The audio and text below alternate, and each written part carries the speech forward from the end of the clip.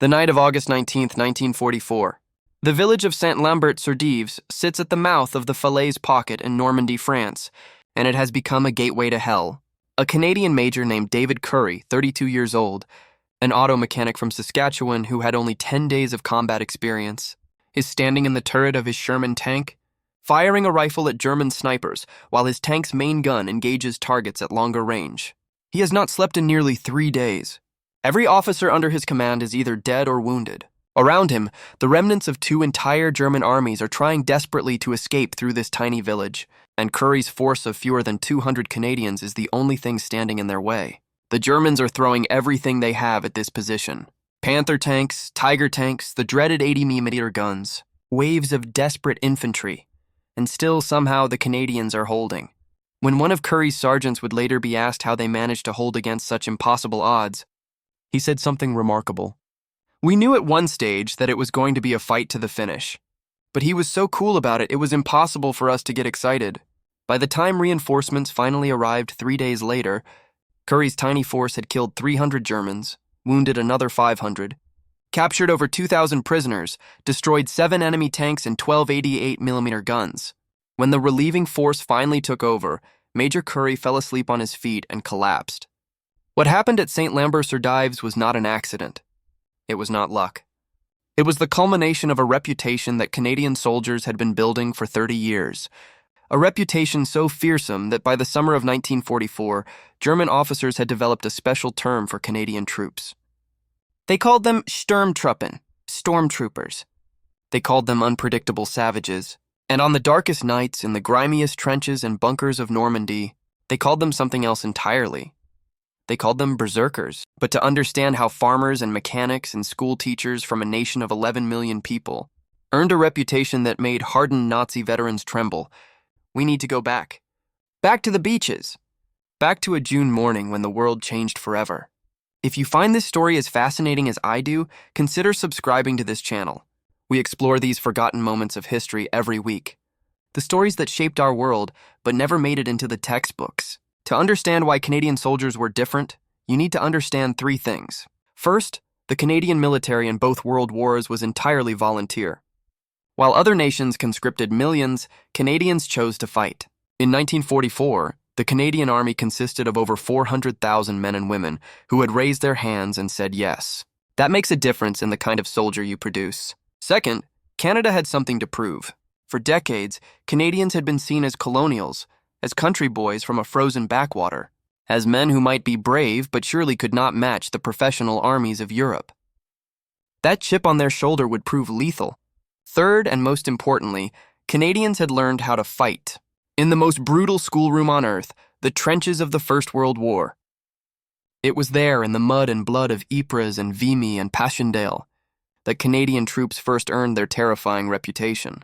They became specialists in trench raids, those nighttime horrors, where small groups of men would slip across no man's land with blackened faces and sharpened trench knives, slip into enemy trenches and create absolute carnage. While other Commonwealth forces eventually stopped raiding because, as one Australian officer put it, "Raids are not worth the cost. None of the survivors want to go anymore." The Canadians never stopped. In the lead-up to Vimy Ridge in 1917, Canadian units launched raids of up to 900 men, every single night. A reporter who witnessed one such raid described it this way: "There were screams of German soldiers, terror shaken by the flash of light in their eyes, and black faces above them, and bayonets already red with blood. It was butcher's work, quick and skillful." The Germans noticed. After the Battle of the Somme, they stopped calling Canadians Tommies like they called all British soldiers. They started calling them Sturmtruppen, stormtroopers. It was meant as both a compliment and a warning. One captured Canadian soldier recalled being singled out and beaten by a German colonel who told him, "I don't care for the English, Scotch, French, Australians, or Belgians, but damn you Canadians, you take no prisoners and you kill our wounded." Now, with that reputation preceding them, Canadian soldiers landed on the beaches of Normandy on June 6, 1944. The Canadians who landed at Juno Beach on D-Day were a mix of veterans and green troops, but they shared certain characteristics. They came from regiments with names that sounded like they belonged in a frontier novel. The North Nova Scotia Highlanders, the Royal Winnipeg Rifles, the Regina Rifles, the Sherbrooke Fusiliers. They came from farms in Saskatchewan, Fishing villages in Nova Scotia, mining towns in northern Ontario. Many had never left their home provinces before the war. Now they were about to face the most fanatical troops in Hitler's army.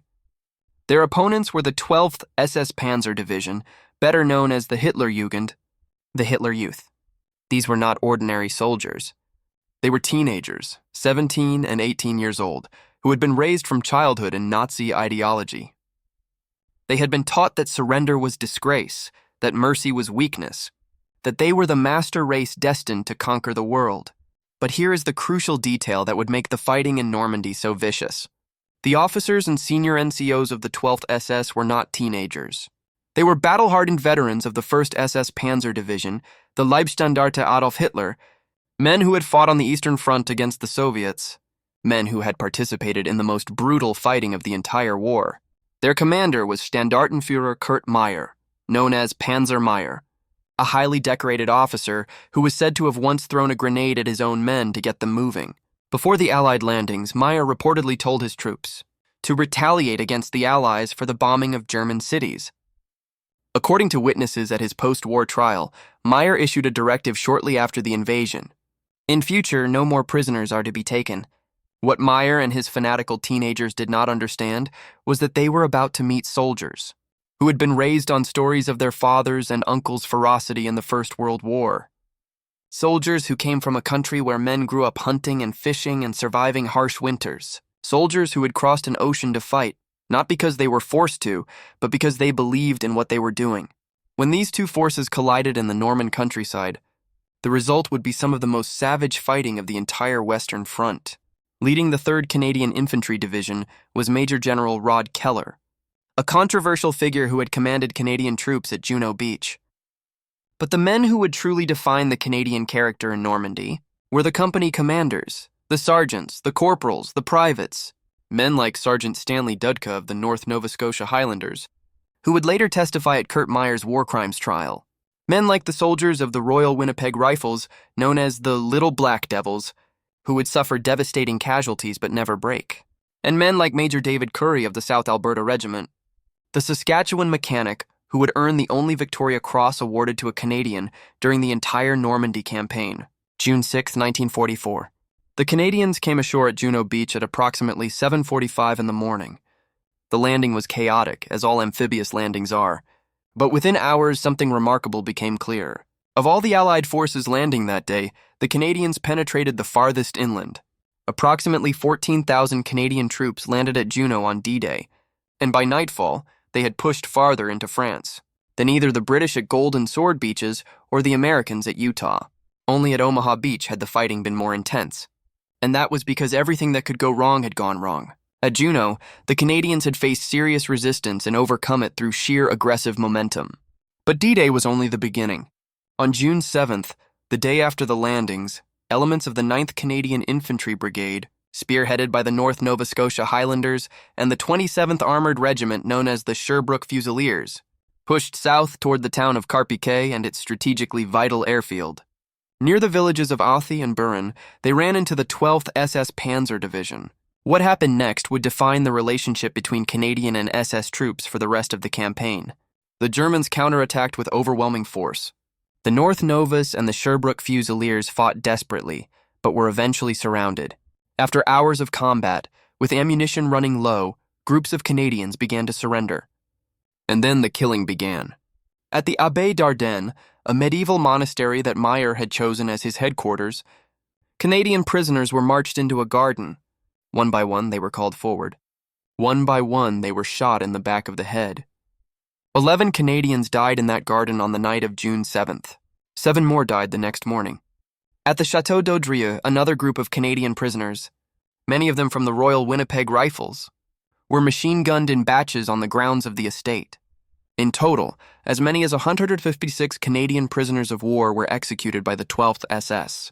In the days following D-Day, some were shot, some were bayoneted, some were beaten to death. At least one group of dead Canadians was deliberately run over by a German tank. According to Canadian historians, 1 out of every 7 Canadian soldiers killed between June 6th and June 11th was not killed in combat. They were murdered after surrendering. Word of the massacres spread through the Canadian ranks like wildfire. Men learned that their friends, their brothers, their neighbors from back home had been executed in cold blood. The response was not official, but it was unmistakable. Canadian soldiers began fighting with a fury that shocked even hardened German veterans. Prisoners became scarce on both sides. The fighting took on a character of absolute ruthlessness that distinguished the Canadian sector from other parts of the Normandy front.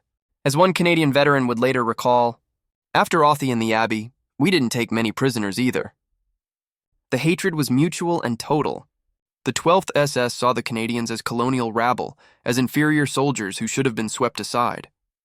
The Canadians saw the SS as murderers, as war criminals, as men who had forfeited any right to mercy. When these two forces met in the Norman hedgerows and villages, there was no live and let live, no informal truces, no professional courtesy between soldiers. There was only killing. For the next month, the Canadians were locked in some of the most vicious fighting of the entire Normandy campaign.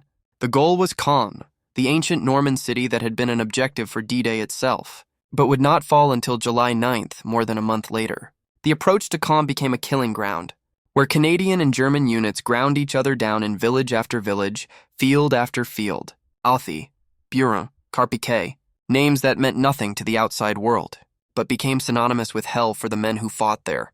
On July 4th, 1944, the Canadians launched Operation Windsor, an assault on Carpiquet village and its airfield. 4 Canadian regiments, the North Shore Regiment, the Queen's Own Rifles, Le Régiment de la Chaudière, and the Royal Winnipeg Rifles, attacked after a massive artillery bombardment by 21 artillery regiments.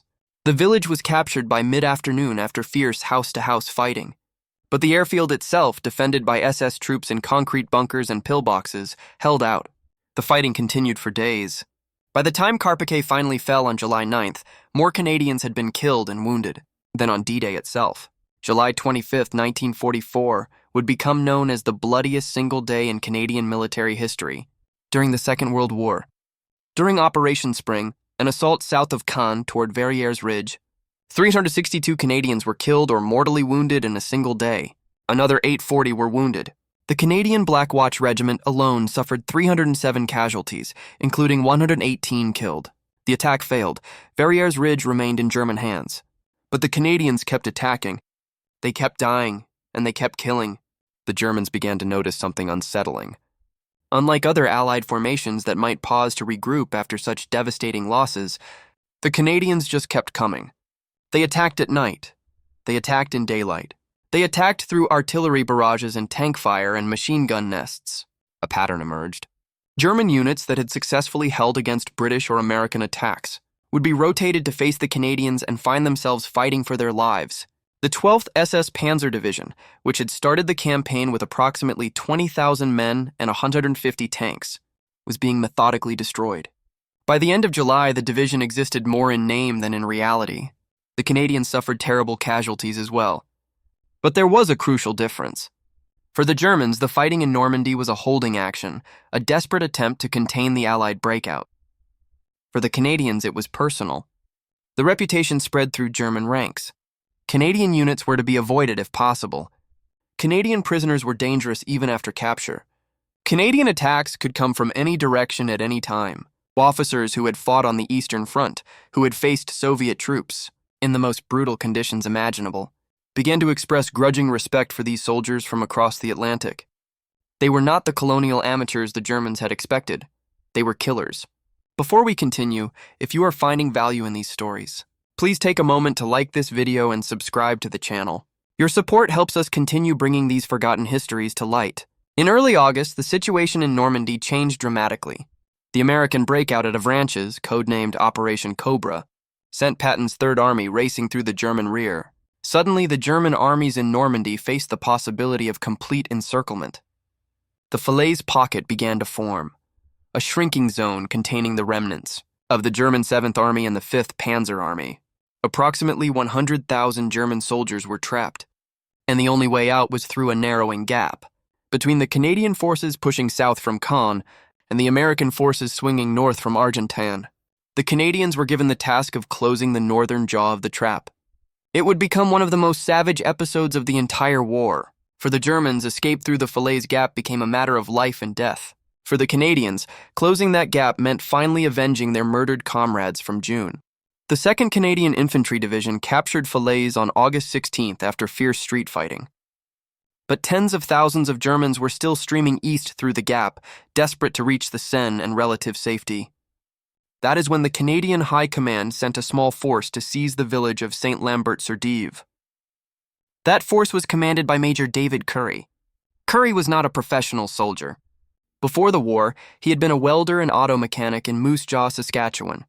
He had joined the militia in 1939, transferred to the regular army in 1940, and by August 1944 had reached the rank of major, despite having almost no combat experience. He was assigned to the 29th Armored Reconnaissance Regiment, the South Alberta Regiment, and on August 18th he was given command of a mixed battle group of 15 Sherman tanks, 55 infantry from the Argyll and Sutherland Highlanders of Canada, and some self-propelled anti-tank guns. His orders were simple: take Saint-Lambert-sur-Dives and hold it. What followed was 3 days of continuous combat that military historians still study today.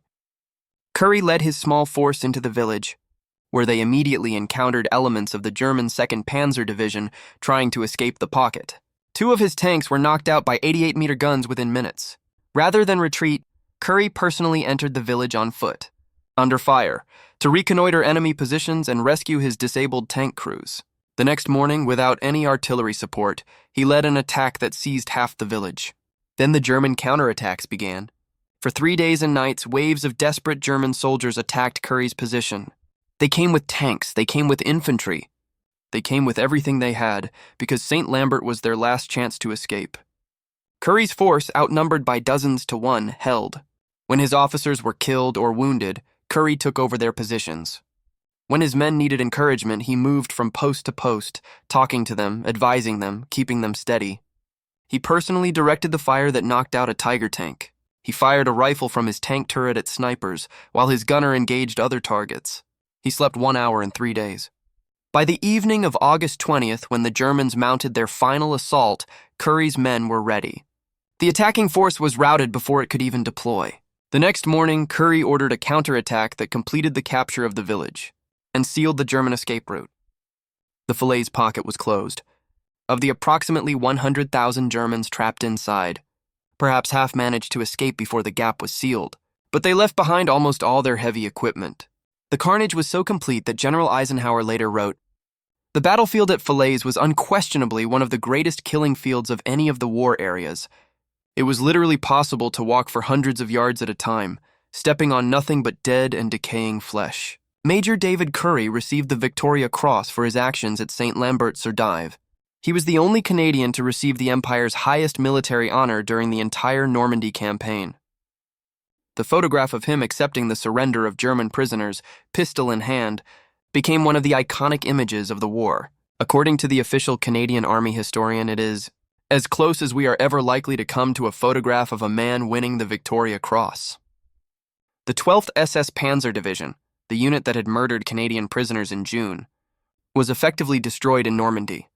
By the time the campaign ended, they had lost 94% of their armor, nearly all their field guns, and 70% of their vehicles. Kurt Meyer, the commander who had ordered his men to take no prisoners, was captured in September 1944. In December 1945, he was tried by a Canadian military court in Germany for war crimes. He was found guilty of inciting his troops to deny quarter, and of responsibility for the murder of 18 Canadian prisoners. He was sentenced to death. The sentence was later commuted to life imprisonment, and Meyer was eventually released in 1954, a decision that remains controversial in Canada to this day. The Canadians paid dearly for their victory in Normandy. More than 5,000 Canadian soldiers were killed during the campaign, with another 13,000 wounded. The Canadians suffered the highest casualties of any division in the British Army Group during the Battle of Normandy. But they had achieved something that perhaps mattered even more than tactical victory. They had proven once and for all that the reputation earned in the trenches of the First World War was no fluke. Canadian soldiers were among the most feared troops in the Allied armies.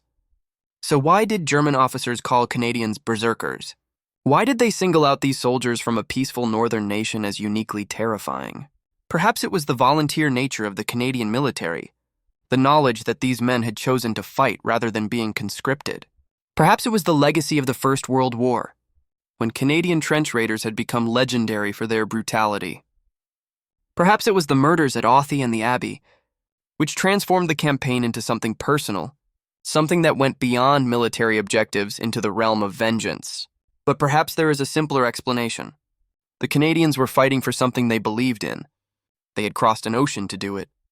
They had no place to retreat to, no homeland to fall back upon. For them, every battle was total.